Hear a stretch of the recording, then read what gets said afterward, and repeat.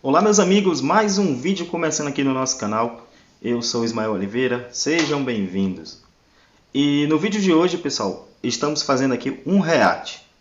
Um react de um react. É isso mesmo, pessoal, parece confuso, mas é isso. A gente vai reagir aqui ao vídeo do Ei Nerd aqui, né, que é o Peter Jordan, no seu canal Peter Aqui. Esse aqui acho que ele é um canal secundário que ele tem e que ele fala de outros assuntos além de cultura nerds e coisas geek, acho que é assim que chama, né? E no vídeo de hoje ele resolveu reagir ao debate que o Daniel Gontijo teve lá com os 30 cristãos.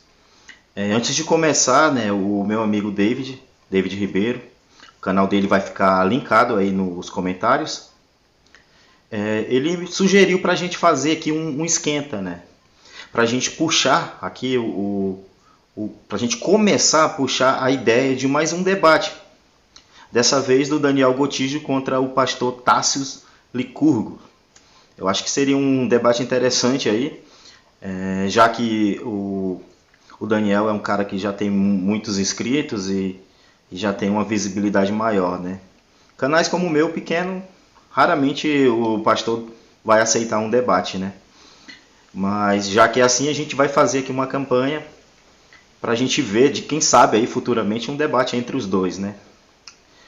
Seria interessante. E o vídeo que nós iremos reagir aqui, do Peter, ele vai analisar, né, ele vai reagir ao vídeo do Daniel Gontijo. E eu vou reagir a essa reação dele. A gente já sabe como é que funciona, né? Vou dar o play aqui. E no momento que eu achar que é interessante parar para a gente comentar um pouquinho, eu vou fazer isso. Fala galera, Peter aqui para um ateu versus 30 cristãos ou vice-versa? Um ateu versus 30 cristãos. Um ateu versus 30 cristãos. Galera, ó, eu tenho um testemunho para falar para vocês. Quem fala testemunho já sabe que é cristão. Mas eu não sou cristão não sei se eu sou cristão. Eu sei que eu acredito em Deus, ponto, acredito em Deus. Mas eu não li Bíblia, não tenho religião, não sou um cara. E vamos parar já no começo, né? Então é que ele já se declara um crente em alguma divindade, né? Provavelmente um deísta, será? Ele não diz muito bem qual Deus que ele defende, né? Mas é claro citar aqui que o debate do Daniel Gontijo foi contra cristãos. Então são pessoas que defendem a ideia de um Deus específico, de um Deus teísta, de um Deus com características. Então é muito mais fácil você pegar problemas e analisar incoerências em um Deus que supostamente foi revelado. É Deus que tem características, que tem poderes.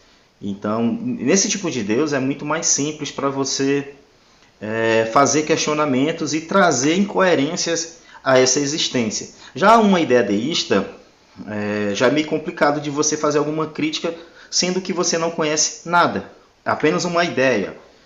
Deus ele é uma força que talvez Deus estache no universo e que de alguma forma ele não interfere na nossa realidade, né? Ele é um ser transcendente, mas que apenas criou o universo. Essa ideia de Deus, eu sou um cara que eu fico com a minha visão agnóstica.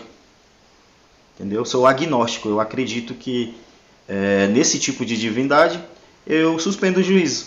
Eu não vou falar que existe, não vou falar que não existe, mas eu tendo a pensar que se ele existisse, ele também, qual seria a motivação de criar tudo isso e depois meter o pé, né? Teria uns questionamentos nesse sentido. E aqui o Peter Jordan já deixa claro que ele, no mínimo, ele deve ser um deísta. Vamos ver se no vídeo aqui ele fala mais alguma coisa a respeito da sua crença, né? Catequizado, evangélico, nada disso, ok? Mas acredito em Deus, já dei uns testemunhos sobre isso. Mas ao mesmo tempo eu era ateu. E cara, eu era ateu, meu irmão, era um soldado de frente dos ateus. Aquele ateu chato pra caralho, tipo um vegano que incentiva os outros a parar de comer carne, sabe? Tipo crossfiteiro, quer que todo mundo faça crossfit. Ateu também é assim, que tem ateu chato pra caralho. Tem também cristão chato pra caralho, evangélico. Normalmente os ateus chatos que eles falam, né? É o ateu que tem coragem de assumir o que é. É um ateu que tem coragem de trazer as razões pelas quais eles não acreditam. E para quem é cristão, para quem é crente em alguma divindade, eles acham que isso é ser chato, né? Engraçado que o religioso ele tem ferramentas para tentar expor o seu pensamento, né? De tentar atrair mais pessoas para a sua crença. Existe um proselitismo por parte do religioso, mas isso aí Eles não dizem que é chato, né? Chato é o ateu que faz vídeo que responde a ideia, né? Você imagina que, principalmente no nosso país, onde a cultura é acreditar em Deus, mesmo sem evidências, não há evidências que deuses existem, e mesmo assim é visto como se fosse uma verdade absoluta, é uma verdade que não pode ser questionada. Então a maioria aí dos religiosos acham o ateu arrogante, acham que o ateu é chato. Por quê? Porque a gente tem coragem de dizer as razões pelas quais a gente rejeita a preposição que Deus existe. E rejeita principalmente a ideia dos deuses revelados, que são deuses com problemas. Tu espirra, foi Deus que mandou você espirrar. Isso é chato pra caraca também. O ateu chato eu já fui. Porra, eu era aquele cara que, não, Deus não existe, me prova e tal. Mas cristão chato eu não sou, não. Bom, se eu sou cristão, enfim. E agora vamos ver aqui, né? Vamos ver os argumentos. Tá preparado? Bruce, você acredita em Deus? Cara, acredito muito em Deus, acredito bastante. Ele nunca te contou uma mentira, né? É verdade. Vamos lá, vamos primeiro aqui, ó. Se Deus existe, por que ele se esconde? Não é possível, cara. A gente vai analisar isso. Fica louco. Vamos parar aqui um pouquinho, porque você vê aqui que fica claro que ele está levando um argumento sério e coerente na brincadeira. Possivelmente pela ignorância, né? Possivelmente ele não conhece o argumento que o Daniel Gotijo trouxe aqui nesse debate, que é um argumento bem sólido e realmente faz muito sentido. Com base nas premissas que a religião dá para o seu Deus, com as suas características, você consegue constatar que não faz sentido. Eu vou entrar um pouquinho mais profundo nesse argumento um pouquinho mais à frente. Eu vou deixar ele falar um pouquinho mais aqui a respeito e ver se ele traz alguma argumentação que refute a ideia do ocultamento divino. Vamos ver. Se Deus existisse, ele não se esconderia. Mais um comentário aqui, né? Vocês perceberam aqui que como esses cristãos se comportaram, né? Coisa feia, cara. Não sei se vocês não viram ainda esse debate, eu sugiro que vejam. O Daniel Gotijo foi muito bem. Poderia ter sido bem, um pouco melhor em alguns quesitos, mas em todo o vídeo ele foi muito bem. Ele conseguiu realmente trazer os argumentos ali necessários. Vocês viram o comportamento dos cristãos, cara? Todo mundo ali que não tinha educação alguma, né? Todo mundo até se machucaram caindo por cima das mesas para tentar rebater ali os argumentos, né? É um Deus que precisa de muitos defensores. Tá aí os defensores divinos aí, né? Então, esse é só um adendo aqui ao vídeo, né? Chama? Toma lá. Cara, eu acho muito simples. Deus ele não se esconde. Eu acho que Deus ele tá na natureza, Deus ele tá em mim. Deus ele tá até em você que não acredita em Deus. É porque assim, ele já parte do princípio, né, cara? Alguns ateus já partem do princípio que se existe Deus, Deus tem que ter uma imagem, entende? Ou seja, o nosso cérebro ele funciona para tentar entender Deus como nós. Bem que ele foi feito em imagem e semelhança dele, mas significa que a gente é idêntico, que ele tem que ter uma forma, que ele tem que ter uma imagem, que ele tem que estar presente. Ele é onipresente, ele não tem que ter uma forma visual na nossa frente. Ele tem que ser o cara que tá ali, opa, beleza, como é que tá teu dia? Eu penso assim, cara, a gente não pode moldar Deus com tempo e espaço. Deus sempre existiu, tá em todos os locais. Como eu suspeitava, né? O Peter aqui ele não entendeu a proposta do Daniel. Em nenhum momento o Daniel falou que se Deus existe, a gente teria que visualizar uma imagem de Deus. O argumento não fala isso. O argumento do ocultamento divino é da seguinte forma. Há um Deus. Esse Deus é o Deus cristão e ele é o máximo da bondade, ele é onibenevolente. Então, ele teria uma bondade, essa bondade dele, esse atributo dele, é o Pada no máximo. Então, ele é o máximo da bondade. Se Deus é bom, obrigatoriamente ele queria se revelar a mais pessoas. Imagina que existem pessoas que são descrentes não resistentes. Vamos supor que é meu caso. Eu sou um descrente, eu não acredito no Deus, não acredito no Deus cristão, mas eu não tenho resistência. Eu estou aberto a experiências, a coisas que façam me mudar de ideia. Eu sou um descrente não resistente. Logo, se Deus é bom, se Deus ele é todo bom, né, se ele é a máxima grandeza em bondade, ele deveria entrar em contato comigo por alguma maneira.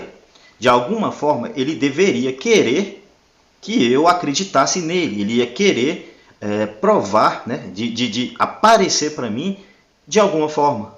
E não é o que acontece. Se existem pessoas descrentes, não resistentes, e existe um Deus onibenevolente, logo ele deveria aparecer para esses descrentes, trazer alguma evidência, algum ponto ali que fizesse com aqueles descrentes acreditassem. E assim, salvando esse suposto descrente de uma condenação eterna em um suposto inferno. Então o argumento é bem simples. Se Deus ele é bom e ele não se prova para esses descrentes não resistentes, ou ele não é bom, ou ele não existe. O argumento aqui do Daniel Gotijo é isso. Ele não está falando que Deus ele não aparece, ele não é visível. Porque tem muitas coisas que não aparecem, que não são visíveis e que nós sabemos que existe. O ar, o oxigênio, ele não é visível, mas você sabe que existe. Então, os átomos, ele não aparece, a gente sabe que ele existe. E várias outras coisas que são invisíveis e que nós sabemos que, de alguma forma, é possível testar e analisar sua existência ou não. Onipresente, onipotente. Então, é um conceito diferente de você tentar explicar algo através de ciência, física, nada disso. Eu sinto a presença muito de Deus em ações, não em uma persona, né? Isso eu não sei. Ações, aí já entra no campo, acho que mais sobrenatural. Eu prefiro não entrar assim. Bom, se bem que o que eu estou falando também é sobrenatural. Se eu acredito nesse Deus que eu falei, também é sobrenatural. Não vou negar. Mas eu acho mais fácil acreditar nisso do que acreditar que isso aqui, cara, surgiu com a evolução, com o Big Bang. Se você me provar que isso aqui surgiu com o Big Bang em 13 bilhões de anos, mostrando matemática, probabilidade, eu volto atrás, falo, beleza, Deus não existe. Sabe o que é mais fácil de acreditar ainda? Mais fácil ainda. Mais fácil acreditar que isso aqui, essa garrafa aqui, pode ter surgido assim, ó, pum, puf, surgiu. Foi criação. Mais fácil acreditar que isso aqui surgiu do que a gente. A nossa composição, nosso genoma é muito mais sinistro que a composição atômica dessa garrafa aqui. Irmão, não tem nem comparação, cara. Peraí que o que ele faz aqui, né? Ele tenta argumentar a complexibilidade das coisas. Uma garrafa é muito complexa. Logo, tem que haver um criador. O ser humano é muito complexo. Logo, tem que haver um criador. Mas o argumento dele para aí. Né? Ele não entende, para ele é muito difícil acreditar que a vida surgiu espontaneamente, sem ter um criador, sem necessidade de um criador. Para ele isso é impossível, a probabilidade, segundo a cabeça dele, é maior que tenha um criador, porque supostamente nós somos muito complexos. A garrafa, a estrutura química da garrafa é muito complexa. O ser humano é muito complexo, o universo é muito complexo. Logo, tem que ter um criador. Mas aí eu pergunto para você, e um criador, ele também não é muito mais complexo do que isso que eu já mostrei para vocês? Ele não é muito mais complexo do que nós mesmos? Ele não é muito mais complexo do que a garrafa? Mas para Deus não vale, né? Para Deus, não. Ele é muito complexo, ultramente complexo, mas ele sempre existiu. Agora eu pergunto para você, por que nós temos que ir até Deus? Se você acha que as coisas têm que parar em algum lugar, vamos parar ali mesmo, até o Big Bang. Para mim tá bom. Então, se você quiser acreditar que Deus existe, isso é aquela falácia, né, que tudo, a causa e efeito, tudo tem que ter um criador, tudo tem que ter uma causa e o efeito. Porém, o meu Deus, ele está livre desse questionamento que supostamente é lógico. Essa é a falácia, né, da alegação especial. Isso vale para todo mundo, menos para o meu Deus, que é tão mais complexo do que o que eu estou vendo aqui. Boa luz aqui, ó. Olha, tá vendo? Olha, é Deus aqui mesmo. Vamos lá, continuar. Inspirando aqui hoje, o fato da gente estar conversando, pensar, tem um criador atrás disso tudo. Talvez uma coisa que eu falasse para você, cara, o criador desse relógio não existe, porque eu não estou vendo ele, mas está aqui a prova. O ser humano é a maior prova da existência de Deus. Não adianta eu pegar aqui argumento científico, falar coisas bonitas, mas aqui eu estou vendo para você, eu estou vendo você, a criação de Deus. O que esse rapaz faz aqui no debate com o Daniel Gotijo é o apelo à ignorância, né? Ele pega coisas que são cotidianas, como um relógio, e pelo fato do relógio ter um criador, ele, por causa que tem algumas similaridades, né? O relógio precisou de um criador para existir, ele supõe que Deus também vai ter essas outras similaridades. Não, logo nós também precisaremos ter um Criador, que é um Criador incriado, né? Supostamente é isso, como eu já estava falando antes. É aquela argumentação da ignorância. Eu não sei como surgiu, é muito complexo, logo foi Deus. E não é qualquer Deus, né? É bom a gente citar aqui. É o Deus cristão. Porque esse argumento de dizer que a natureza, o vento, as montanhas, nós mesmos somos a prova da existência de Deus, isso não faz o menor sentido. Não é porque você está vendo algo aqui que você vai supor, que você vai presumir que foi criado por algo, ainda mais algo como é a ideia de um Deus. Né? Um Deus, ainda mais os deuses que eles... Um Deus teísta, um Deus cheio de problemas aí. Um Deus que tem até livros que diz como é que as pessoas têm que viver. Então você vê que é uma ignorância por parte do cristão, que ele acha que isso é suficiente para provar a ideia. Isso não é suficiente para provar. Anda longe. Se você é honesto, a gente vai parar e dizer, ó, a gente não sabe. Tem coisas na vida que a gente não sabe. E você tem que ficar feliz com isso. Tem que ser honesto intelectualmente para aceitar isso. E tem coisas que a gente não sabe. Não é porque eu não sei dar a resposta de algo que eu vou presumir que foi outro. Ainda mais um ser como é uma ideia de um Deus. Um Deus pessoal. Um Deus customizado que os cristãos customizam. Que pegam a Bíblia, partes que interessam, rejeitam outras partes ali que eles não acham legal e ficam com aquela partezinha ali. Eles customizam o seu próprio Deus. No Velho Testamento, Deus não era assim. Ele era um Deus carrasco, que punia as pessoas ali imediatamente. E era por qualquer coisa. Por qualquer coisa as pessoas eram punidas ali. Aí agora eles mudaram a ideia de Deus. Deus agora ele é mais paciente. Ele agora aceita mais as pessoas. Ele agora é mais tranquilo. Então é um Deus que eles querem acreditar. É isso, meus amigos. Mas eu poderia dizer que a gente está numa realidade simulada e tem alienígenas superpoderosos que criaram isso tudo e dizer que estamos aqui conversando sobre... Pode, eu acho que pode também, mas a gente vai chegar num ponto, sabe, numa singularidade. A gente está numa realidade simulada, os alienígenas estão fazendo, realizando, criaram essa realidade simulada, mas quem criou os alienígenas? Ah não, mas eles também estão numa realidade simulada. E quem criou os alienígenas que criaram a realidade deles? E a gente vai chegar um momento que tem um ponto central. Se a gente enxerga Deus como criador, se a realidade fosse criada por alienígenas, de fato alienígenas seriam os deuses criadores, né? Se a gente for ver Deus como criador. Cara, você não pode realmente afirmar que nós não estamos numa realidade simulada. Pode ser que a gente esteja. Sabe o que é mais impressionante nisso tudo, Bruce? É que mesmo nessa realidade simulada, a gente pensa em Deus. Não é impressionante? Mesmo que essa realidade...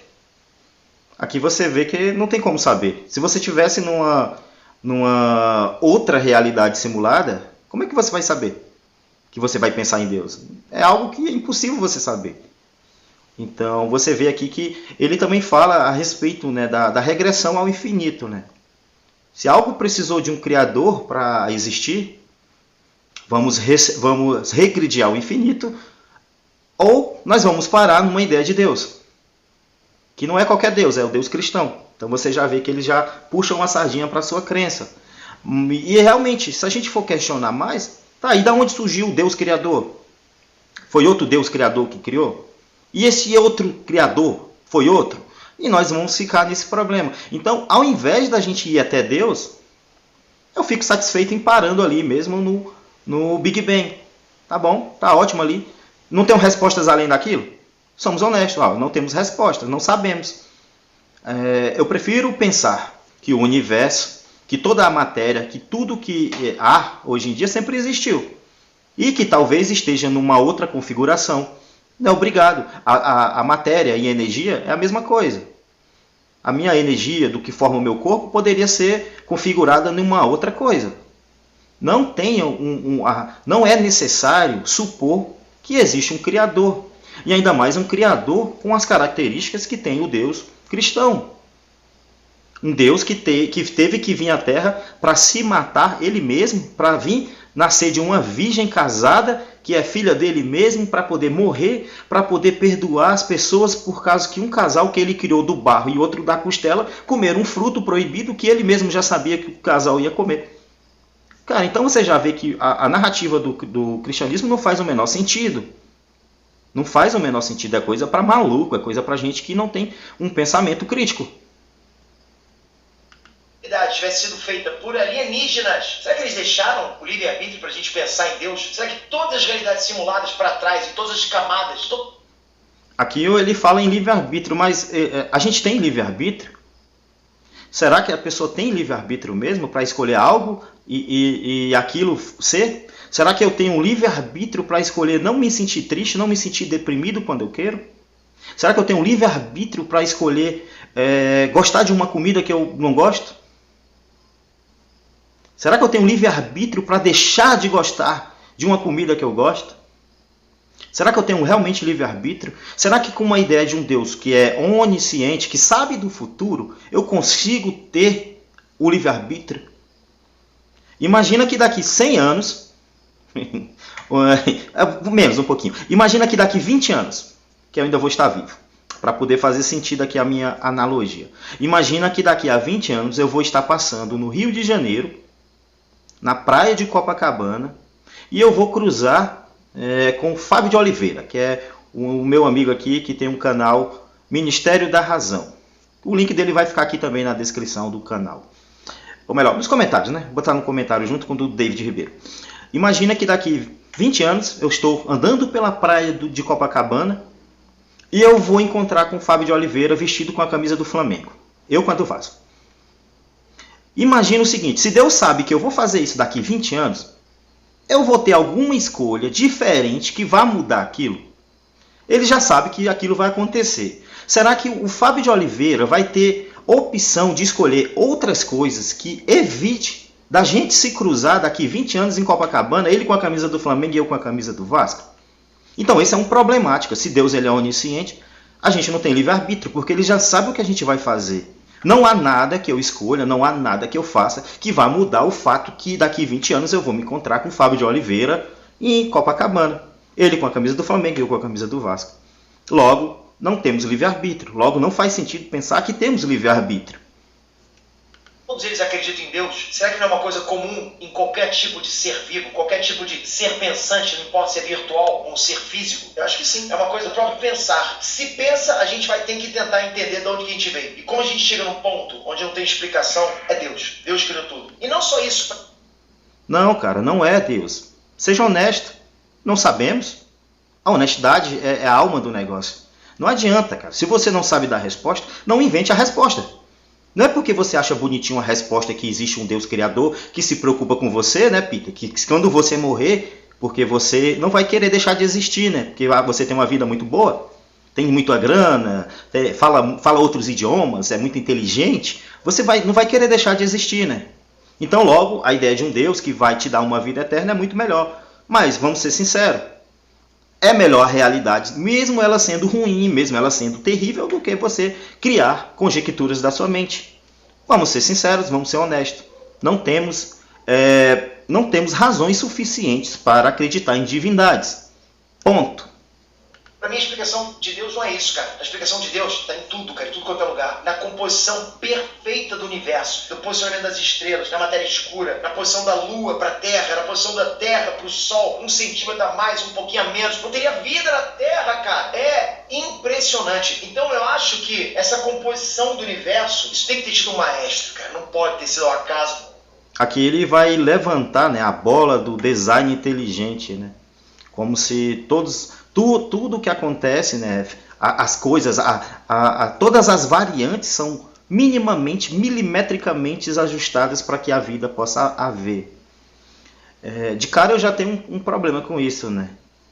Se nós precisamos de tantas coisas para existir, logo, por que Deus precisou ajustar tanta coisa para a gente existir? Afinal de contas, ele não é poderoso? Se ele existe, se ele é poderoso, ele pode fazer a vida brotar na Lua agora. Ele pode fazer a vida brotar no vácuo do espaço. Não precisaria aceitar tantas coisas, de ter tantas variáveis ali, ajustáveis milimetricamente para a vida existir.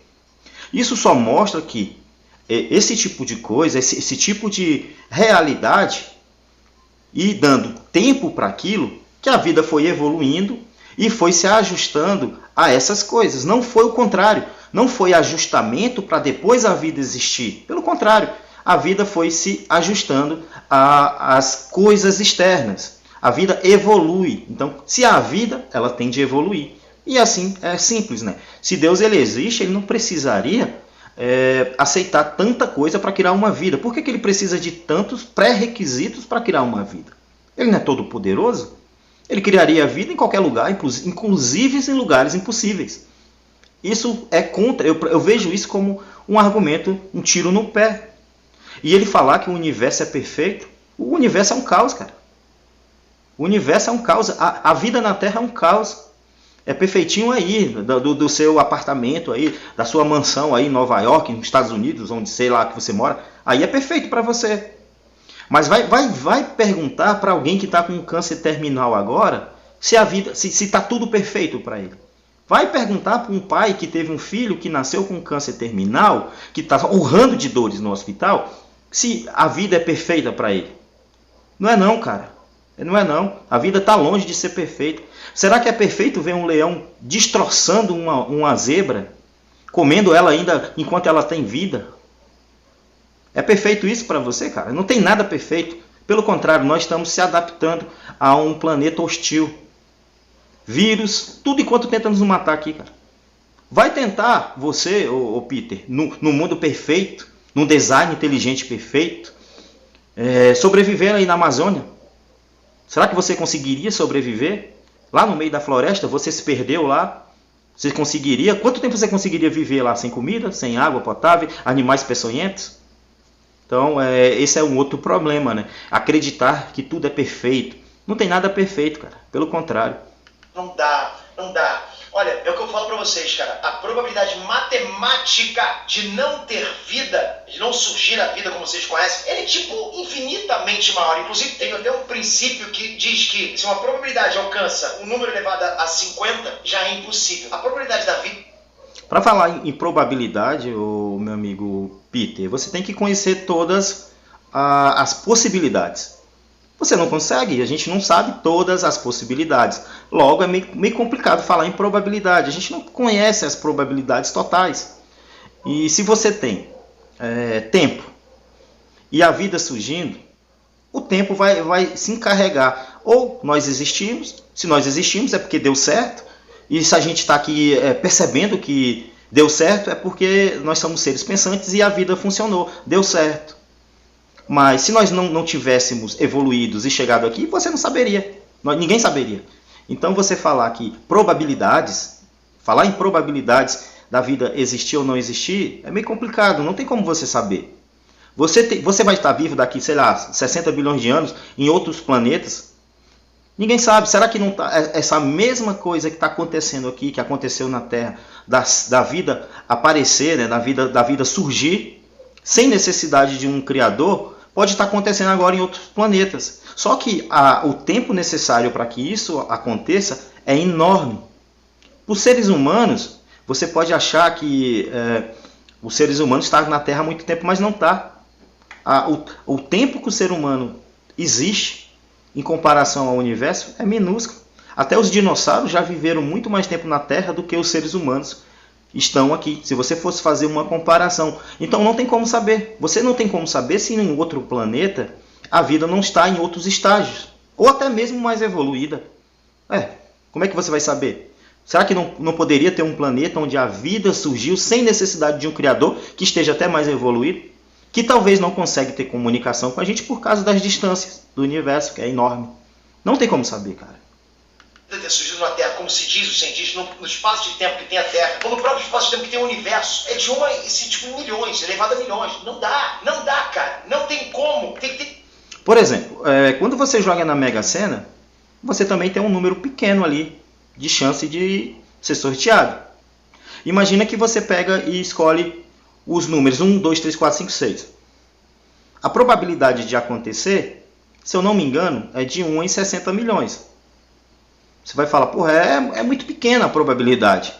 Mas se você jogar todos os dias e você tiver infinitas, ou vários anos, ou 60 milhões de tentativas, pode ser que aconteça. Entende? Então, se você tem uma chance, se você tem opções e tem continuidade de tentar, uma hora pode acontecer. Logo, não é impossível, você tem uma chance ali. Não é algo que você, de 0 a 60, eu escolhi o 70. Aí sim, aí não tem condições de dar um 70 se não tem um 70 no meio da parada. É muito fácil de entender isso. Numa sopa, num caldeirão de água, porra, que não tinha nenhum aminoácido pronto. Você tinha que ter primeiro uma cadeia de aminoácidos lá, tinha que ter juntado as primeiras proteínas para formar uma cadeia de aminoácidos. Meu irmão, não dá. A probabilidade é infinita para isso. Eu só acho que a gente não tá vivendo em uma realidade simulada, porque você já saberia, você tá aí há muito tempo, você já teria percebido alguma coisa. Tá bom, cara. Estamos aqui conversando sobre alienígenas, se estivéssemos, tá? Supostamente, e dizer que isso é prova de que eles existem e tudo. Ou seja, não é porque a gente está discutindo uma questão que exista aquela entidade sobre a qual estamos discutindo. Há explicações alternativas para existirmos, para estarmos levantando a hipótese de que existe um ser criador, todo-poderoso, sumamente bom e assim por diante, entende? E outra coisa, a gente encontra versões tão distintas dessas divindades em diferentes religiões, como eu estou argumentando. Só que a gente está falando do Deus cristão. Tá? Cristão. Você está debatendo com 30 cristãos. Isso. Então, a Bíblia fala, os céus proclamam a glória de Deus, e o firmamento anuncia as obras de suas mãos. Isso aqui é que os cristãos sempre fazem, né, com muita frequência, que é a falácia circular. Ele está apelando para a Bíblia para provar que o Deus da Bíblia é verdade. Então, a premissa que ele levanta é que existe um Deus, que esse Deus é o cristão. Aí como que ele vai provar a premissa? É utilizando um livro que foi supostamente criado pelo próprio Deus. Então, ele vai usar um livro que fala do Deus, que ele está tentando defender esse Deus que ele conheceu nessa Bíblia, e ele vai usar a própria Bíblia para defender a ideia de um Deus cristão. Para ficar mais claro para você, é como se eu pegasse o livro do Homem-Aranha, né? Eu tenho aqui o gibi do Homem-Aranha, aqui, o livrinho do Homem-Aranha. E como é que eu provo que ele existe? Porque no livro do Homem-Aranha fala que ele anda em Nova York. Logo, ele existe. Então, essa é a falácia circular que os cristãos adoram usar, né? Então, a maneira dele provar Deus é utilizando um livro que supostamente fala do Deus que ele acredita. Se você sai lá fora e você vê o céu, está lá a maior obra de Deus. O ser humano, a natureza, a chuva que caiu ontem em São Paulo, o vento que quase derrubou de casa de São Paulo, tudo é obra de Deus. O vento, né? É muito utilizado isso, né? Você vê o vento. Mas aí essa mesma argumentação também vai valer para todas as outras ideias de deuses. Inclusive para as ideias do alienígena superpoderoso que o Daniel Gotijo trouxe aqui a baile. Que é para você trazendo uma suposição bem esdrúxula, bem ridícula, para você perceber como é igual.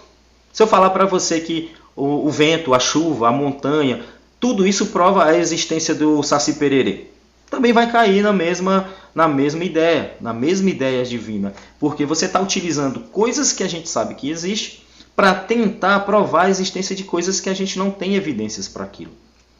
Deus, não adianta eu ficar usando um argumento aqui, porque Deus ele se revela na natureza, se revela em mim, se revela em você. Os alienígenas superpoderosos também. Meu coração batendo, ele se revela através do meu coração batendo. Alienígena superpoderoso. Não, tem nada a ver. Mas o que ele falou, o que o cristão estava dizendo, né, sobre os efeitos da natureza, realmente são obras, na minha visão, são obras de Deus. Por mais que fosse uma... Tudo bem, isso é uma visão pessoal sua, Peter. Sua visão pessoal, ela não vai trazer evidências que aquilo é real. É apenas uma perspectiva sua. Se para você faz sentido olhar para a natureza e você volta atrás e acha que teve um criador naquilo, isso é apenas uma perspectiva pessoal, sem evidências, que não serve para poder justificar a ideia de que Deus existe, cara. Tem que ser sincero para isso. Você tem que ser honesto intelectualmente para admitir isso, cara. Realidade simulada, ela está sendo simulada de uma realidade original. E essa realidade original, então, ela tem sim a natureza, ela tem céu, ela tem chuva. E aí sim, para mim, uma criação de Deus. A própria realidade simulada, né, cara, é uma criação de um ser inteligente. O ser inteligente é mais inteligente que a própria realidade simulada, para ter criado aquilo, entende? E o ser inteligente, cara, precisa de um ser mais inteligente para criar ele. Próxima pauta é a mesma coisa. Eu vou portanto acredito que você já viu de fato. Mas isso não vale para o Deus que ele defende, né? Para a ideia de Deus que ele está defendendo não vale. Então, se para ter algo inteligente precisa de um ser muito mais inteligente, logo para ter um Deus criador precisaria de um Deus muito mais inteligente que também teria criado o outro Deus. E vamos estender isso ad infinito.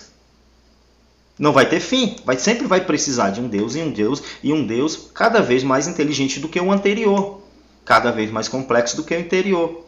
Então, para a gente não ter que reverter as coisas e chegar ao infinito, que vocês acham um absurdo, eu não preciso ir até Deus. Eu não preciso pular, de saltar, né? De ter o salto da fé. Que isso aí é o salto da fé, cara. É você pular num abismo. A fé é isso, é você pular num abismo achando que você vai voar sem ter evidência nenhuma que você vai voar. E no final você se arrebenta. É isso, o salto da fé. A partir do momento que a gente não sabe, nós temos evidências robustas que em algum momento toda a energia estava junta em algum lugar, estava junto. Todas as energias do universo estavam condensadas em um único ponto. E a gente não sabe o motivo, não sabemos porquê, eles estão se expandindo. Entende? Somos honestos. Agora, a partir desse momento eu falar que houve um Criador, aí eu já estou usando a fé. Eu não consigo provar. Eu consigo provar que houve? Não consigo. Então vamos ser honestos, a gente não sabe. A honestidade, para mim, vale tudo. Eu acredito que você tem um problema contra o cristianismo. Contra o cristianismo. Vamos lá, deixa eu colocar no argumento. Existem 8,3 bilhões de pessoas no planeta. Você sabe quantos ateus existem no planeta? Quantos cristãos você sabe? Porque cerca de 700 milhões de ateus. E cristãos, você sabe? 2,3 bilhões, mais ou menos, 30%, perto disso. Perfeito. Então a gente está falando que, tirando os ateus, as outras pessoas, os 93% acreditam numa divindade. O que esse cristão trouxe à baila aqui é mais uma falácia, né? É a falácia do apelo à multidão. Se muitas pessoas, se a maioria das pessoas acreditam numa coisa e isso for verdade, não faz sentido, né? Não é porque a maioria acredita, porque tem vários fatores para explicar por que a maioria acredita em alguma ideia de divindade, que as ideias de divindade que elas acreditam são verdade, porque aí nós teríamos um problema. Quem vai estar... Todos eles são verdade, então? Todos os deuses são verdades? Quem acredita mais, quem tem mais seguidores, mais fiéis, mais devotos, os deuses são obrigatoriamente verdade? Então ele aqui está apelando apenas para o apelo à multidão, né? Logo tem 90% das pessoas acreditam em Deus, logo deuses existem. Não é assim que funciona, né?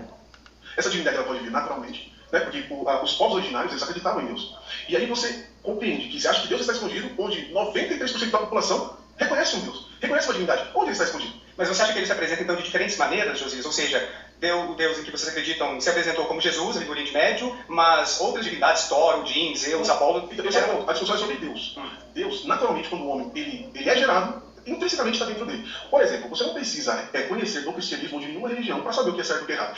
Esse debate nunca vai ter fim, cara, porque quem é ateu, e eu posso falar por experiência, quem é ateu procura explicação científica para algo que não é científico. Então, cara, não bate, não dá. O cristão tá ali dando explicação através da fé, da divindade, da sobrenatural. E do outro lado tá o ateu, se baseando em ciência, em fatos, em física. E sempre o ateu, e de novo falo por experiência, o ateu, ele sobe um pouquinho o nariz, ele acha que ele tá mais embasado. Por quê? Porque tem ciência do lado dele. Então, cara, não vai dar certo. E ao mesmo tempo o cristão também, vai ser, eu tô falando pra você o que tá na Bíblia. Se tá na Bíblia, tá certo. Cara, vai ficar uma guerra de ego ali muito grande. Não tem argumento que vai satisfazer o outro. Não tem. O argumento de um ateu.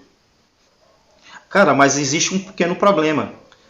A visão ateísta é a gente não acredita em divindades. Agora, o problema é que quem acredita em alguma espécie de Deus, isso traz algum problema para a sociedade. Traz problemas reais.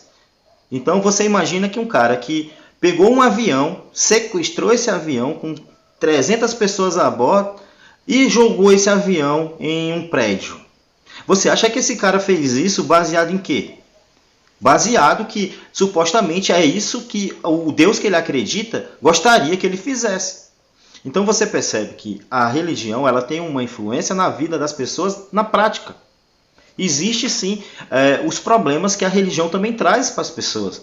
Você acha que uma pessoa que vive sobre a Sharia, ela é uma pessoa feliz, onde os seus direitos são todos cortados, onde as mulheres não têm direitos a aprender, as mulheres não podem votar, as mulheres não podem dirigir. Isso baseado em uma ideia religiosa que um suposto Deus teria revelado isso para os homens, cara. Até mesmo no cristianismo, as mulheres não podem falar, segundo Paulo, né? As mulheres têm que aprender caladas e se tiverem dúvidas têm que perguntar aos maridos.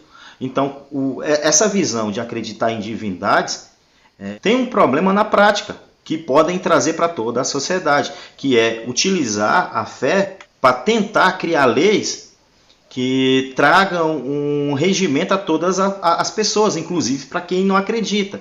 Então, se existe essa discussão, o lado da religião ele deveria ser honesto e não criar leis e não criar estados, né, baseados em religião, coisas que a gente não tem a menor evidência que existe, cara.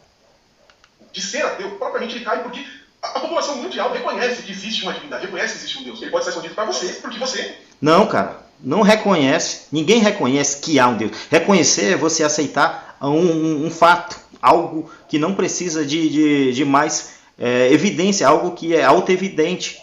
Eles não reconhecem, eles acreditam baseado em fé.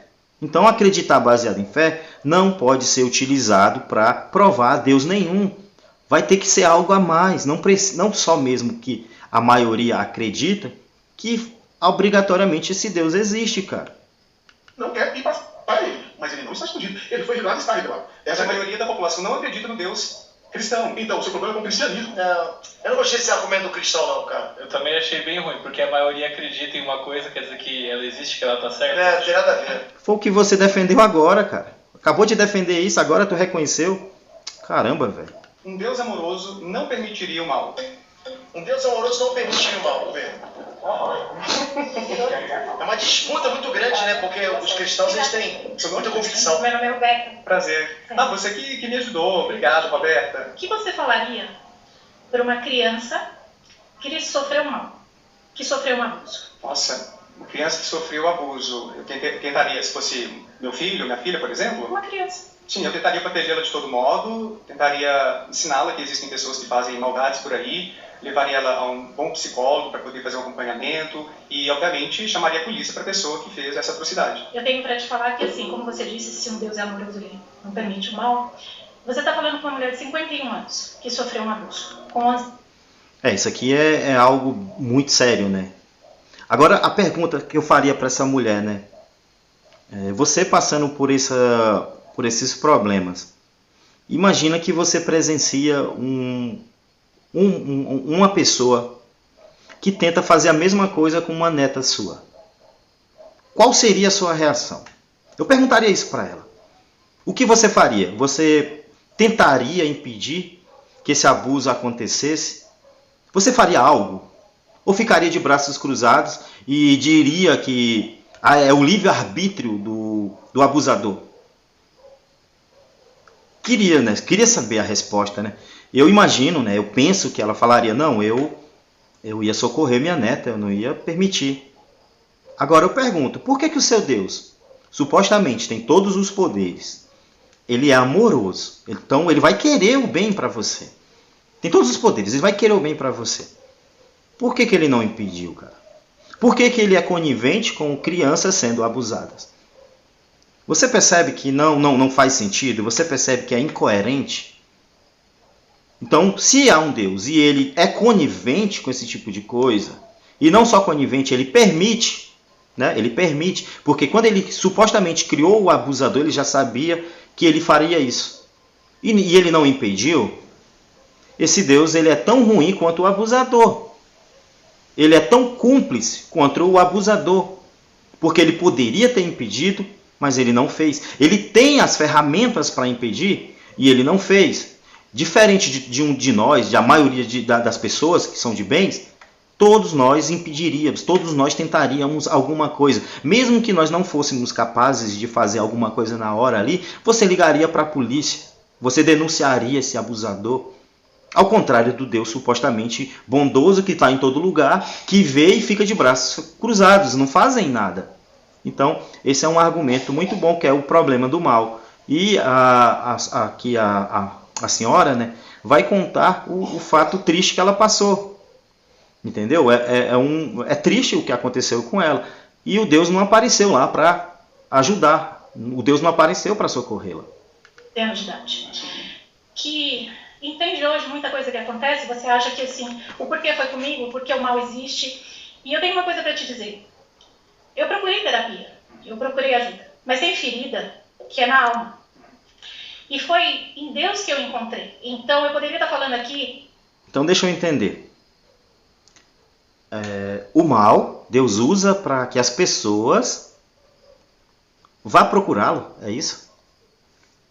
Então Deus, ele permite que você se ferre para que você reconheça que ele é bom? Esse é o argumento, Cara, não faz sentido, né? Não é um Deus bom. Imagina que eu sou um pai e para que meu filho reconheça que eu sou bom, eu vou deixar ele se ferrar ali. Eu sei que ele vai sofrer, eu posso impedir, mas eu quero que ele sofra para que ele reconheça que eu sou muito bom para ele. Que tipo de amor é esse, né, cara? Não é um amor genuíno, né? É mais um Deus que quer ser reconhecido a todo momento. É um Deus que quer ser amado pelos seus filhos, né? Supostamente filhos, e que ele não mede esforços para isso. Para ele, os fins justificam os meios, né? Eu quero ser amado, então logo eu quero que meu filho passe por um problema de trauma, né? Sendo abusado por um adulto, para que quando ele tiver adulto ele reconheça que eu sou muito bom, que eu vou dar para ele um consolo, entendeu? Eu permiti que ele sofresse para que depois ele viesse atrás de mim. Eu sou um Deus assim. Essa é a ideia do Deus cristão, né? É o que parece o que essa mulher está defendendo, parece o que essa mulher acredita, cara. Historicamente, outras coisas, mas eu estou te falando do meu testemunho. Por enquanto não tem nada a ver com a pauta, hein? E eu consegui, através de Deus, a sobreviver. Eu vou te falar, Daniel, não é fácil. Principalmente quando eu estou trabalhando, eu me deparo com uma criança, mais uma vez vítima de abuso. Eu trabalho como enfermeira e eu já vi as desesperanças nos olhares de várias pessoas, de familiares. Pessoas que não sobreviveram. E eu falo que, assim, eu sobrevivi. E a hora que eu achei que eu estava escondida e que ninguém me via, ele me viu. Então ele não permite o mal. Como assim, cara? Como ele não permite o mal? O que aconteceu com você foi o quê? Foi bom? Por uma criança ser abusada, é bom? Isso não é mal? Vamos mudar a definição do mal, né? Então, agora as pessoas, sofrimentos desnecessários para crianças inocentes agora não é mais mal. Vamos mudar o nome, né? Vamos mudar o sentido. É isso? É isso? São as pessoas que fazem o mal. É difícil, é desafiador. É muita coragem para estar aqui falando para você. Com certeza. Cara, mas o que tem a ver com a pauta, né, cara? Um Deus amoroso não permitiria o mal. Eu só estou aqui por ele, eu vivo por ele, e eu creio que ele assim determina todas as coisas. Cara, a premissa é muito simples, ô Peter. Se Deus ele é onibenevolente, ele é todo amor, ele não vai querer que haja sofrimentos desnecessários. Se ele é todo poderoso, ele pode impedir. Se ele não quer impedir, talvez ele não seja tão bom. E se ele não pode impedir, talvez ele não seja todo poderoso. Esse aí é aquele argumento mais simples que tem, cara. Então, se existe um mal no mundo que foi confeccionado, né, que foi criado ali por um Deus bondoso, é algo contraditório com a ideia de um Deus bondoso, cara. Isso é muito simples de entender. Esse é o problema do mal. Muitas pessoas já tentaram responder isso, né? Falar, mas é o livre-arbítrio que Deus dá que faz com que as pessoas possam escolher o mal. Até essa ideia aí, essa tentada de saída pela esquerda aí, tem seus problemas, né? Isso aí só justificaria o mal moral, né? Que é o mal que as pessoas fazem uma com as outras. Mas nós temos também o mal natural. O que é o mal natural? É o mal que acontece, é o mal que vem através de catástrofes naturais. É um vulcão que entrou em erupção, matou pessoas. Tempestades, tufões, chuvas intensas que alagam e matam centenas de inocentes. Tsunamis. Então esse é um mal natural que também não haveria necessidade de existir. Então você percebe que a argumentação o problema do mal é um argumento bem poderoso quando se trata da ideia de um Deus que tem a característica de ser bondoso. É esse o argumento, cara. Se você não entende, tudo bem. É melhor você estudar um pouquinho para entender um pouquinho mais. E há vários outros tipos de argumentação, até mais modernas, do problema do mal, que trata isso até com até pior, né? Com uma ideia mais crítica ainda do que a primeira que foi levantada. Coisas. Eu agradeço pela oportunidade, pelo testemunho que eu estou te dando, e eu sei que milhares de pessoas podem ter desistido de viver. Cara, não tem nenhum argumento, eu não devia nem ter levantado não, porque pra mim eu queria entender, eu acreditando que Deus existe, eu queria realmente entender, por exemplo, o Deus do Velho Testamento. Eu sou ignorante nesse ponto, ok? Eu não entendo por que ele mandava queimar plantação, matar primogênito, aquelas coisas que realmente ficam na minha cabeça. Não faz sentido, seria uma coisa boa pra eu aprender agora. Mas ela não respondeu nada. Ela falou assim, olha, obrigado pelo meu testemunho, Deus é uma pessoa muito boa pra mim. E o que tem a ver? Parece que ela até concordou com o argumento dele, né? Que ela falando da história triste dela, parece que ela concordou que ia acontecer. Não, pra mim não tem nada a ver, não tem relação com a pauta. Quase tirar a minha vida, por não ter perspectiva, mas foi nele que me resgatou. Eu sinto Entende? muito pelo que você viveu e eu não nego que a fé em Deus, o contato com uma religião pode ajudar muita gente. Eu faço pesquisa na área de psicologia da religião, então eu entendo que pode ter um impacto positivo sobre a saúde mental para... Aqui o Daniel Gotijo vai falar sobre alguns benefícios que a fé em crenças religiosas traz para as pessoas, né? Mas ele poderia ter falado aqui também sobre os aspectos negativos que a religião também traz para a pessoa, né? A fé também traz coisas negativas, como você achar que tem um demônio que está te vigiando, você acreditar que quando morrer você vai para o inferno. Então tem esses problemas psicológicos, né? Tem essas ameaças psicológicas que também mudam a pessoa, né? Que faz as pessoas ter esses problemas, né? De medo. Eu não vou ali porque tem um demônio ali que está à espreita, né? Esperando para me fazer o mal. Isso acontece também, então não só tem lado positivo, tem um lado negativo também. Muita gente, mas não é para todo mundo.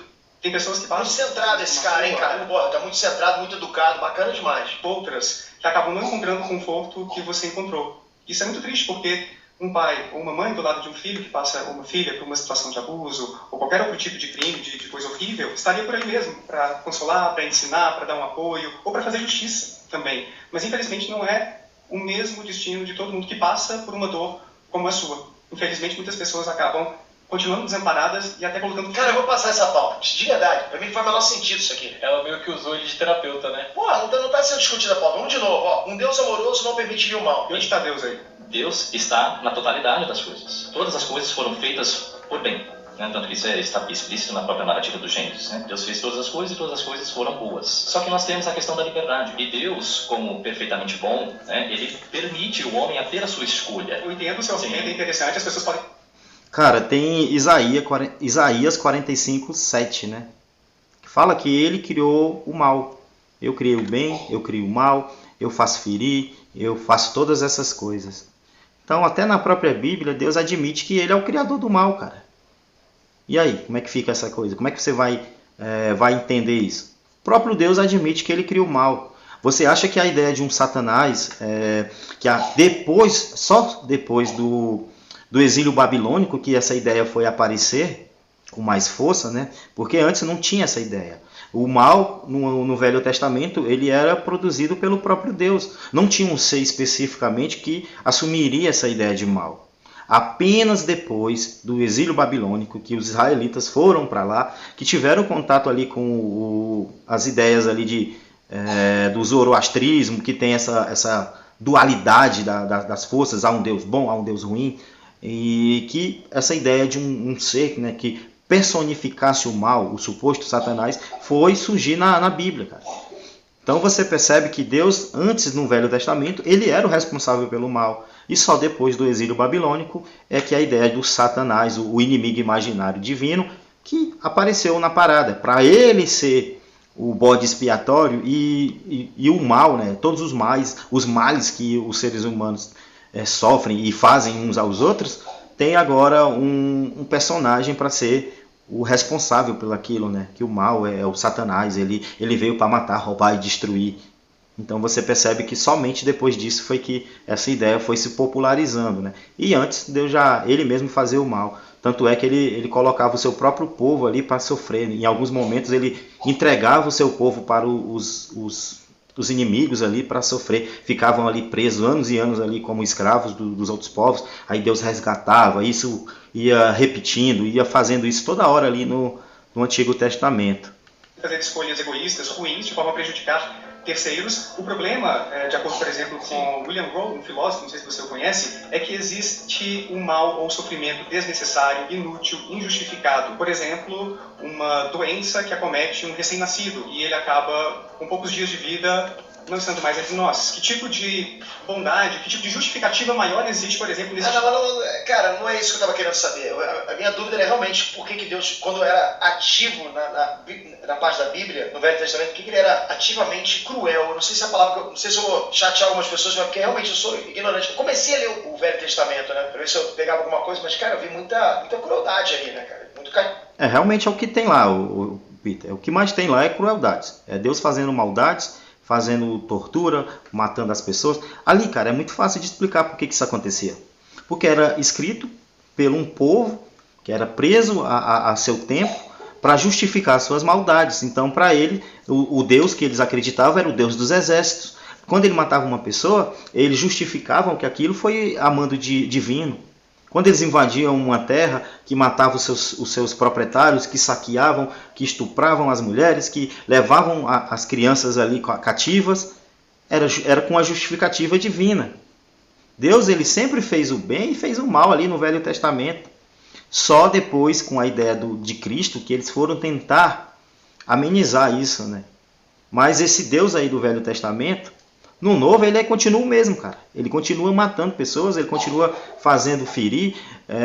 No Novo Testamento, que as pessoas acham que as coisas mudaram ali, porque supostamente houve um pacto de graça, ali você consegue ver Deus matando pessoas ali por nada. Tem o caso lá do casal, né? Ananias e Safira, que supostamente, né, na história bíblica, que isso, a gente não tem comprovação nenhuma que existiu, teria vendido um terreno e porque não quis pagar o seu dízimo total, né, foi ali aniquilado por Deus. Tem outro caso aí de um imperador que fez um discurso, né, imperfeito discurso, e as pessoas acharam que aquilo era coisa divina, e por causa disso Deus ficou enciumado, né, porque divino era só ele, um imperador ou algum governante da época não poderia se igualar a Deus, então Deus castigou e matou ele ali, comido por bichos, né? Eu não me lembro o nome dele aqui, mas eu vou botar aqui embaixo o nome dele, que no momento me fugiu. Mas é um cara aí do Novo Testamento. Então você vê também que ele continua fazendo isso. Jesus veio, o pessoal quer levantar que Jesus era muito bonzinho, mas ele diz que veio trazer espada, cara. Aquele que não quiser servir ele, não é digno dele. Aquele que não amar mais ele do que aquele que amar mais a sua família do que ele, não é digno dele. Então Deus veio, Jesus também não é essas bondades todas não, cara. Tipo de Deus. É isso que eu queria ver. Mas, sinceramente, esse tipo de coisa, por que deixa um nascer de uma forma ou do outro, por que uma pessoa, sabe, tem uma doença, não. Isso pra mim já não é mais Deus. Na minha visão, Deus deu a vida e, cara, cada um por si. Eu penso assim, a vida tá feita, ele não vai, eu acho que é o livre-arbítrio de tudo, não só das suas decisões, mas da própria vida por si só. E qual é o livre-arbítrio de uma criança nascer com um câncer terminal? Um câncer no cérebro.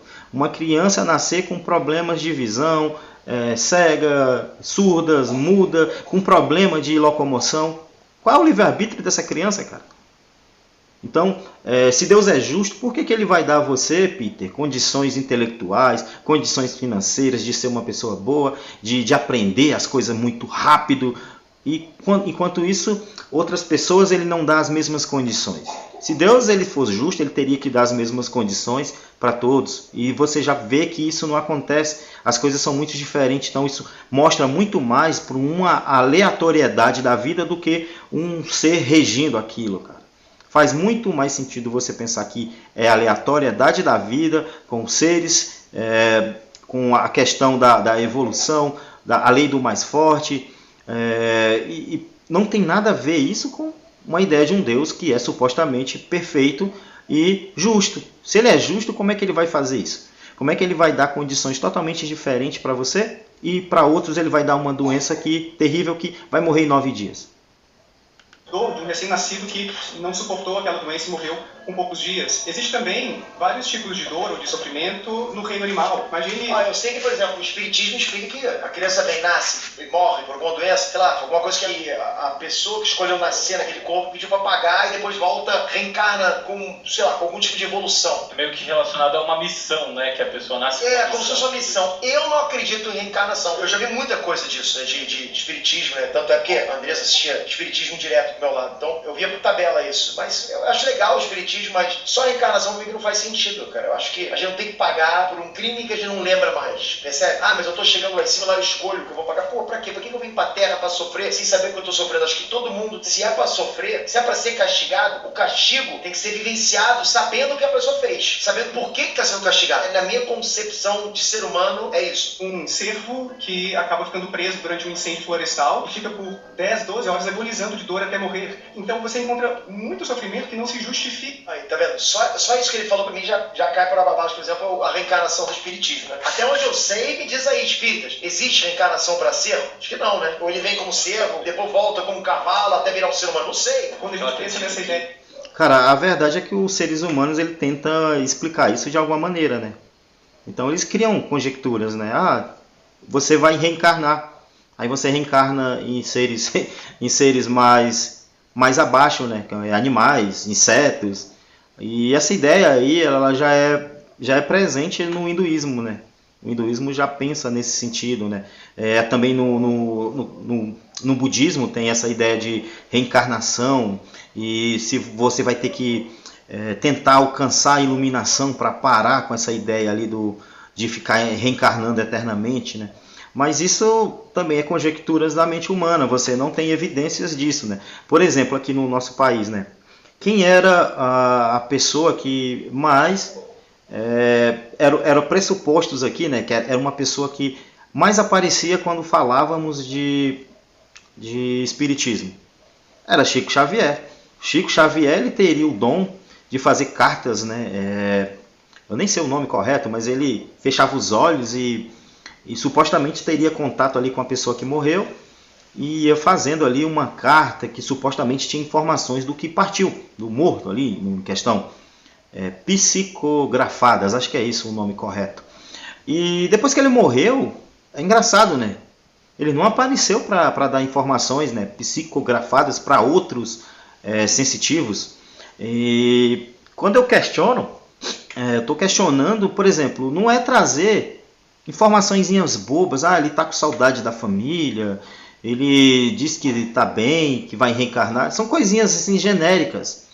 Mas eu queria que ele trouxesse informações que fossem coisas impossíveis do suposto médium saber, né? Por exemplo, qual é a senha do e-mail que ele deixou, do último e-mail que ele criou, qual é a senha do Facebook que ele tinha, esse tipo de coisa que não teria como um médium saber, somente o morto, né?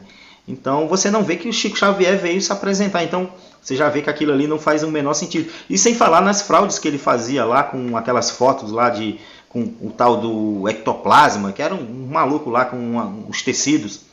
Então isso aí fica claro, velho. Todas essas ideias de divindades, na prática, elas não condizem com a realidade. Quando você puxa aquilo para a prática, elas não fazem sentido. A fé ela não resiste à realidade.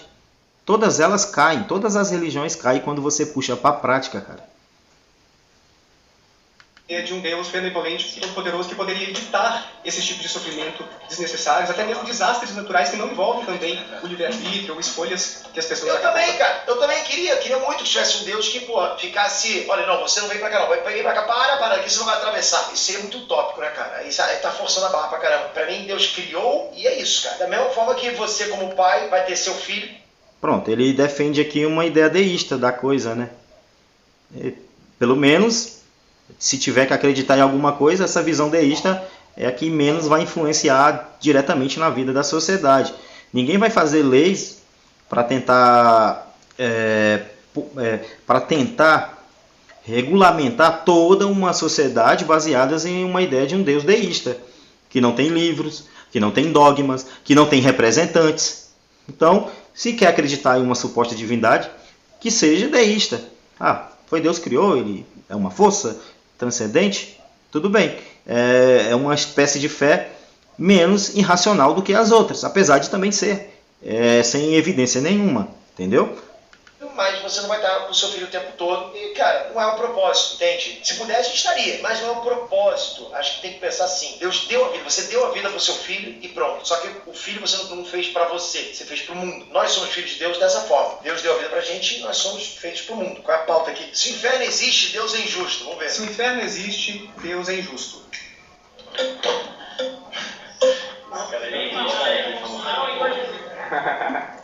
Tudo bem? Prazer. Como você chama? Chaves. E o que você pensa sobre o inferno, esse sistema de salvação? Uns vão para o céu, outros para o inferno. Você acredita no limbo e purgatório? Como é que é a sua visão sobre isso? Realmente a gente tem que distinguir o inferno como um estado de espírito, mas também como um local que não só sofre a alma daquele que morre. Agora, o tema que eu trago aqui é o seguinte, pegando até um pouco o tema anterior, entendendo como palavra de Deus. A questão, quando a gente vem falar de inferno, é que temos a noção que o inferno vai existir quando eu mesmo alimento esse inferno aonde eu estou presente. Eu posso fazer isso aqui, cara, explicação sobrenatural para um cara científico. Céu, como para sentar nessa cadeira, eu posso fazer isso aqui o inferno.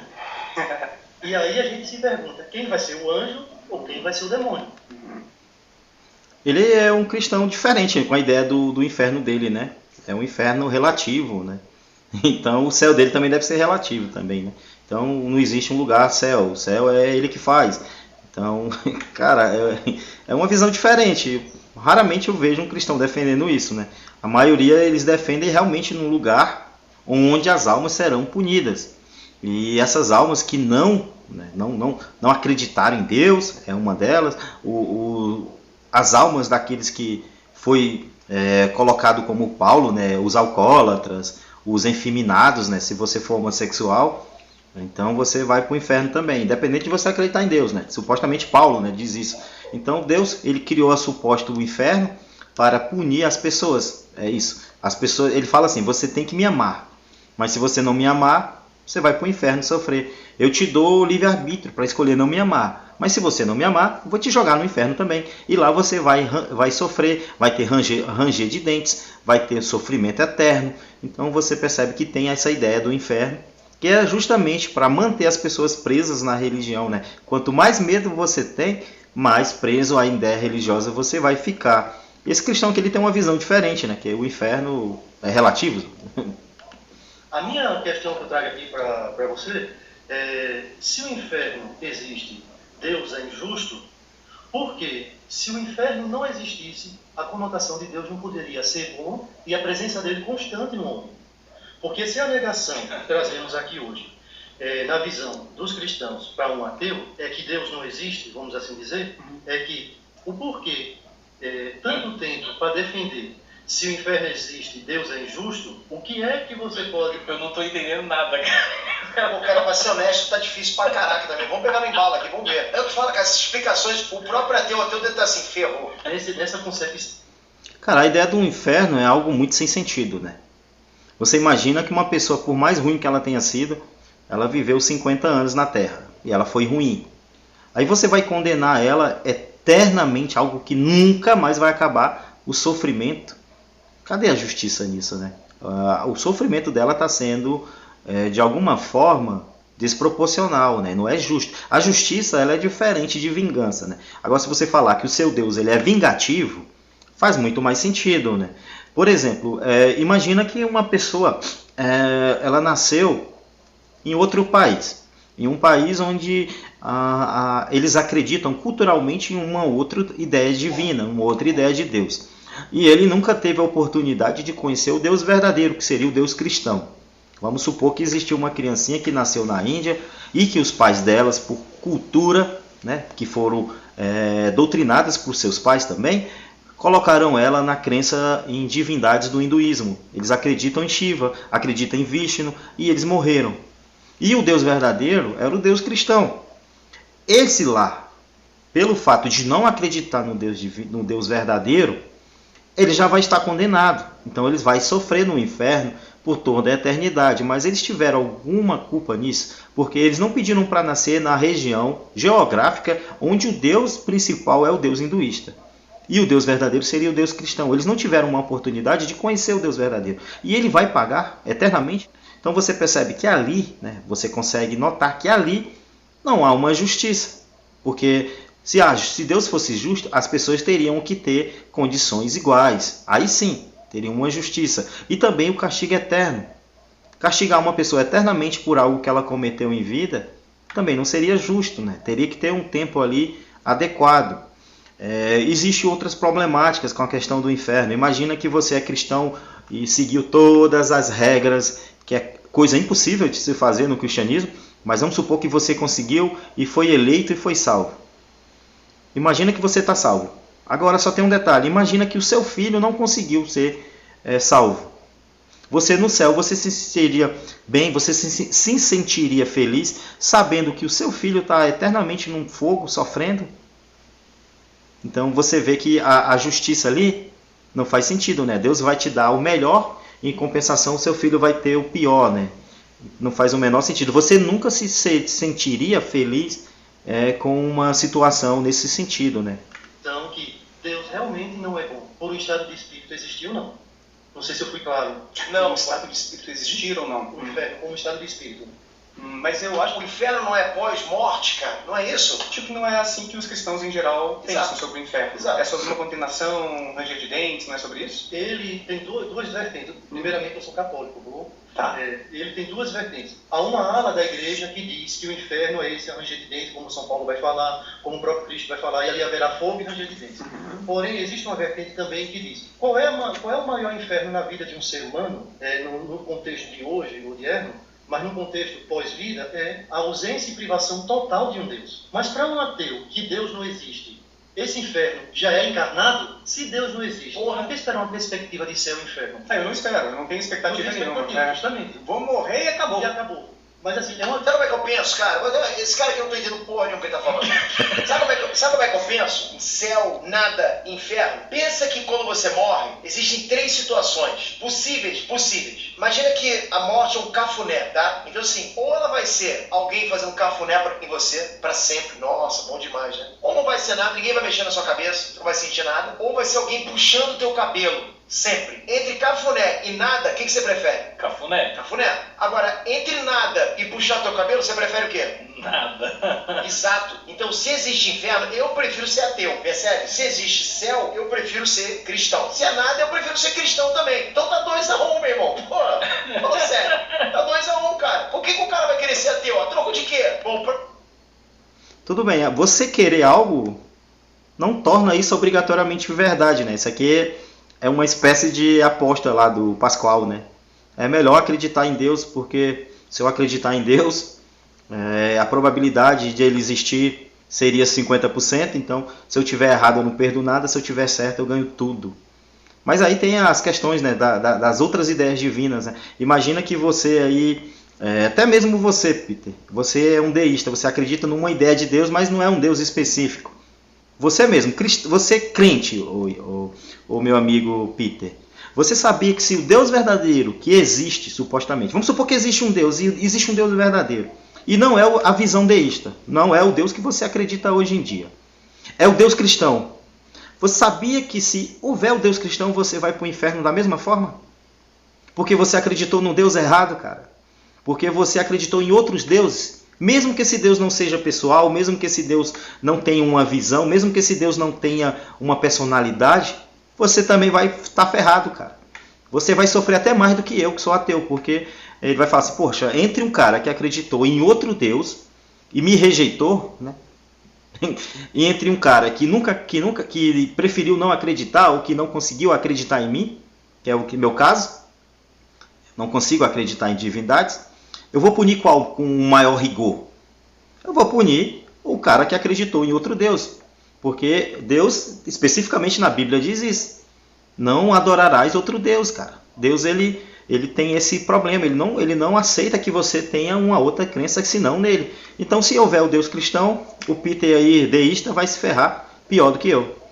Próxima pauta, galera. Milagres não existem. Cara, eu também não acredito em milagres, tá? Acredito em coisas boas, acredito em ação, reação, acredito em energia, né? Pedro, se é sobrenatural ou não é, eu acredito sim que quem faz aqui vai pagar aqui de alguma forma, cara. Pode, sei lá, de repente o cara não conseguir pagar, deu muita sorte, mas, cara, qualquer besteira que eu tenha feito na minha vida, eu paguei, ou vou pagar. E tipo, menor que ela seja, vai ter algum impacto parcelado, ou lá pra frente, sabe? Bem a perder de vista, né? Ó, pagar com cartão de crédito lá pra frente, mas vai pagar. Qualquer frase que você imita, qualquer comentário que você comente aqui embaixo, agressivo, vai voltar contra você de alguma forma. Isso eu acredito muito, cara, com todas as minhas forças. Eu também acredito muito nisso, cara, muito, que é a lei do retorno, eu acredito. E a lei do retorno positivo. Do comentário negativo vai voltar pra você de forma negativa. Do comentário positivo volta pra você de forma positiva de alguma forma. Alguma coisa vai acontecer, alguém vai ver aquilo, alguém vai gostar de você, alguém vai falar com você, não sei, mas alguma coisa vai acontecer. Talvez aquele comentário te mudou o jeito de ser, você começa a pensar. Cara, isso é algo meio que lógico, né? Se você faz algo bom, a tendência é que você tenha pessoas que... Quanto mais coisas boas você faz às outras pessoas, a tendência é que as pessoas retribuam também com coisa boa, né? Isso é algo meio que lógico, né? Se você é uma pessoa ruim que faz muito mal às outras pessoas, a tendência é que você crie inimigos, né? Crie inimizades e alguma dessas pessoas tentem retaliações contra você. Então isso é algo meio lógico, né? É algo meio que é fácil constatar isso com ação e reação, né? Que foi legal, Oliveira, você dá um like, um coraçãozinho, começa a mandar mais comentários positivos. Não sei, eu acho que tem um efeito dominó pro bem e um efeito dominó pro mal, tá? Efeito borboleta. Eu tenho 37 anos, eu sou uma prova viva que Deus faz milagres sim, por isso que eu... É um start aqui pra nós, então. Esse negócio que eu sou uma prova viva de milagres são experiências anedóticas, né? Se Deus ele faz milagre, ele consegue regenerar um membro amputado, ele consegue pegar uma pessoa que perdeu um membro em um acidente e regenerar. Perdeu uma perna, tinha diabetes e foi obrigado a amputar a perna. Será que se a gente orar com muito afinco, com muita fé, essa perna vai regenerar? Será que ela vai voltar a crescer? Será que ela vai voltar a ter o tamanho? Será que esse paciente que perdeu a perna vai voltar a andar com a sua perna natural, regenerada, por meio da fé, por meio de oração? Você nunca vai ver esse tipo de coisa, cara. O que você vai ver são pessoas que disseram que os médicos desenganaram e depois ela foi curada. Mas isso, cara, acontece muito fácil, porque os médicos são seres humanos e seres humanos estão sujeito a falhas e a erros, a interpretações, diagnósticos errados. Eu queria te perguntar o que você entende por milagre em si. Legal. Eu parto de uma definição do filósofo David Hume, que milagre é uma violação das leis da natureza. O mundo funciona conforme leis, tem uma regularidade que a gente estuda por meio da ciência, e para um milagre acontecer, um agente sobrenatural deveria interromper temporariamente essas leis para acontecer algo indescritível. Aconteceu algo indescritível comigo uma vez. Isso foi impressionante, cara. Eu tive uma bactéria alojada no meu joelho há muito tempo atrás, tem uma cicatriz muito grande no meu joelho, né? Eu tinha meus 20 anos de idade. Eu tive que fazer uma cirurgia de punção para tirar, porque ficou muita coisa, muito líquido alojado na minha perna, ficou muito grande e tal. Depois fiz uma cirurgia e tal. E eu precisava tomar, 20 injeções. E cada injeção, na época, eu não vou lembrar o valor, tá? Mas era algo do tipo como se fosse hoje. Era como se fosse uns 10 mil reais hoje cada injeção. Minha mãe não tinha esse dinheiro. E essa injeção era raríssima, raríssima. Cada injeção era uns 10 mil reais. Cara, se alguém é médico, tenta ver que injeção tinha que tomar, mas isso aconteceu realmente. Ela falou, né, pro hospital que não tinha esse valor, que não tinha como é que ia fazer e tal. No mesmo dia, entrou em contato, ligaram pra ela, dizendo o seguinte: é a senhora que tá precisando do remédio tal? Bom, eu tenho 20 injeções aqui pra doar, e a gente queria doar pra senhora. Ela fica arrepiada. Eu não sei se isso é milagre. Isso é milagre. Mas eu diria que é algo que se aproxima muito de um milagre. Minha mãe chorou, eu era garoto, não compreendi direito, achei uma coincidência. Mas hoje, analisando, eu poderia dizer que é Deus, sim. Previsível, normalmente... Você vê aqui que é uma experiência anedótica, né? Foi milagre alguém doar alguma coisa para ele? Não poderia ter sido coincidência mesmo? Então vamos apelar para algo maior, né? Se ele acredita num Deus que não intervém, e aí, como é que fica isso aí, ô Peter? Você não é deísta, não acredita numa ideia que criou e, deixa a gente aqui por conta própria? Por que ele quebrou, né, essa regra dele, esse padrão foi quebrado justamente com você, cara? Ele usou alguém para te dar essas injeções. Será que por que ele não curou de vez, então? Cara, é meio complicado, né? Você vê que o que acontece, as pessoas tendem a associar a divindade, né? Nunca tentam achar explicações alternativas para aquilo, né? as pessoas consideram algo muito bom. Mas poderia ser uma coisa ruim, mas não precisamos entrar no ruim aí. Tá, eu vou te falar que realmente milagre existe em cima do que você falou. Tá bom. Assim, todo mundo viu que eu ando de muleta atualmente. E por quê? Eu fiz uma cirurgia na coluna, onde dessa cirurgia eu peguei uma infecção hospitalar. Eu tive uma trombose na perna. Eu fiquei com meu pé como se tivesse tido um AVC. E eu tive um TEC, que é um coágulo que se deslocou e foi parar na minha pressão. E o médico virou pra mim e falou pra mim que eu teria apenas 10 dias de vida. E isso foi perto do Natal, o que aconteceu ano passado. E ali eu fiquei no hospital 2 meses consecutivos. E todo mundo veio se despedir. E teve um primo meu, que é cristão, ele é presbítero. E ele virou pra mim e falou assim que aquilo que estava acontecendo comigo não era pra minha morte, e sim para que Deus mostrasse o milagre dele na minha vida. Então eu vim aqui para falar para você. Cara, geralmente é assim que funciona, né? Eles pegam um caso e associam a resolução do caso à divindade, né? Como eu tinha falado antes, né? Os médicos são seres humanos, eles podem errar o seu diagnóstico. Não é porque o seu primo é cristão que ele falou isso que logo você pode associar que aquilo foi uma cura, né? Você imagina que a grande maioria aqui dos pacientes que estão nas alas aí dos hospitais com problemas graves tem uma família cristã. E a grande maioria vai dizer que vai orar por ela. E quantas dessas aí Deus vai curar? Se Deus curar você e ao mesmo tempo ele não cura o vizinho, a justiça dele vai embora. Se ele é justo, por que ele vai quebrar os padrões e vai curar somente você? Você é mais especial que os outros? Isso não acontece, cara. Sabe por quê? Porque se Deus ele existisse, ele ia curar todos. Se ele é Deus bom e ele cuida de todos, nem haveria doenças. Isso só mostra que a nossa evolução fez com que as doenças aparecessem também. Entendeu? Isso explica muito mais uma ideia naturalista de como a vida surgiu do que uma ideia de um Criador perfeito. E como eu já tinha falado antes, né? Esse tipo de doenças que são mais fáceis de você atribuir uma cura à divindade, você pode sim, baseado na fé, mas com prática, com evidências, você não vai conseguir corroborar isso. Agora, o teste que eu falei aqui, fazer Deus, né, curar um amputado, fazer regenerar ali um membro, isso não acontece. Porque é uma coisa muito mais objetiva do que você achar que está doente. Depois que passou por um tratamento, né, da medicina, medicamentos, cuidados médicos, depois você vai dizer que foi curado por Deus. Mas se você fosse curado por Deus, se você fosse seguir o que a Bíblia fala, você nem deveria ter ido para um hospital. O seu primo aí, que é presbítero, eu nunca sei falar isso, que é pastor, sei lá, que é representante divino.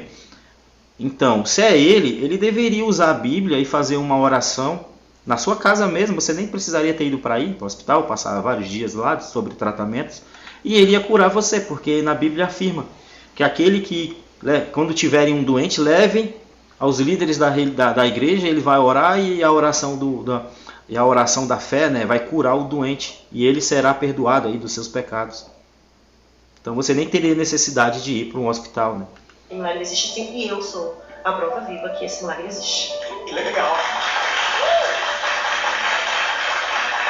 Olha, isso já aconteceu muitas vezes, né? Tem médicos que dizem que dão X dias para a pessoa e a pessoa vive 20 anos. Pode ser milagre, pode ser, dá para saber. O que eu acho engraçado, né, cara, que tem muito ateu que quando acontece alguma coisa de errado no hospital, o cara vira pro médico e fala assim, porra, que médico safado, médico desgraçado, né? Não me cuidou direito, né? Me receitou mal, né? Ou seja, o fulano morreu, culpa do médico. Agora, quando o médico salva, graças a Deus. Tem isso também, não é o médico, é Deus. É isso, resumindo, eu acredito em Deus, cara, e hoje eu fico feliz demais de poder acreditar nisso. Engraçado, cara, e é uma convicção, sabe? É uma certeza. Eu tenho certeza que Deus existe. Certeza. Matemática, física, tudo é impossível Deus não existir. Eu fico me sentindo tão bem com isso. É gostoso, cara. Se você puder dar chance para tentar entender por que Deus existe, se você quer ateu fervoroso, do tipo, nada me convence, tenta ir pela física, tenta ir pela matemática do porquê Deus existe, né? Tenta ver as probabilidades. Aqui você vê mais um proselitismo por parte do Peter, né?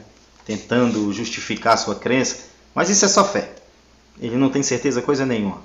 no fundo ele duvida, porque como é que você vai ter certeza de algo que você nunca experimentou? E ainda mais na visão dele, né, que supostamente ele defende, ora ele defende a ideia cristã, ora defende o deísmo, a gente nem sabe muito bem, mas parece que ele é mais deísta do que cristão, né? Então você vê que ele está fazendo um proselitismo, que é muito bom. Eu não tenho nada contra a crença pessoal em divindades, mas eu faço muitas críticas aqui à ideia, né, da religião organizada. A essa daí eu tenho muitas críticas e críticas duras, né? Então, como eu até falei aqui no vídeo, se tiver que acreditar em Deus para você vai te fazer bem, vai lá para a ideia deísta mesmo, não vai te atrapalhar em nada. Ou até mesmo quer ser cristão, seja, mas não frequente os templos, não vá financiar esses pastores, sei lá, cultue o seu Deus aí da sua casa mesmo, que não vai te trazer mal. Agora, se você for frequentar templos, aí sim, você tem uma chance muito grande de ser extorquido, de ter um problema aí psicológico atribuído, né, jogado aí pelo seu pastor.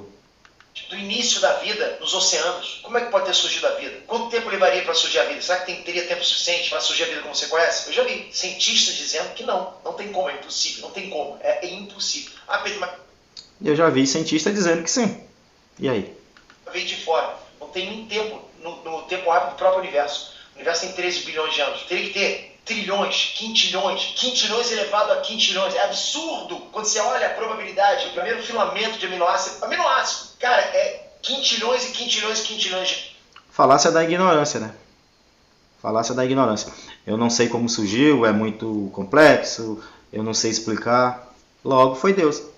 E não qualquer Deus. O Deus cristão, ou o Deus deísta, né? Vai valer para ele também. Não, uma coisa que, não tem como, não dá. Bom, fica aí esse vídeo que eu achei bem bacana ter assistido isso aqui, né? Pelo menos dá pra gente pensar um pouquinho. Eu gosto de falar esse tipo de coisa. Tamo junto, Bruce, vou ficando por aqui, cara. Tem alguma coisa a falar? Não, é isso aí, tô contigo. Também acredito que Deus é o maestro do caos perfeito. Tamo junto, galera. Até a próxima. Valeu, Bruce. Fui. Valeu.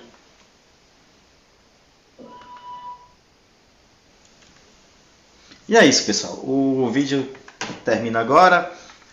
E ficou grande, tá? Acho que eu vou... Talvez eu lance em dois, né? Em duas partes.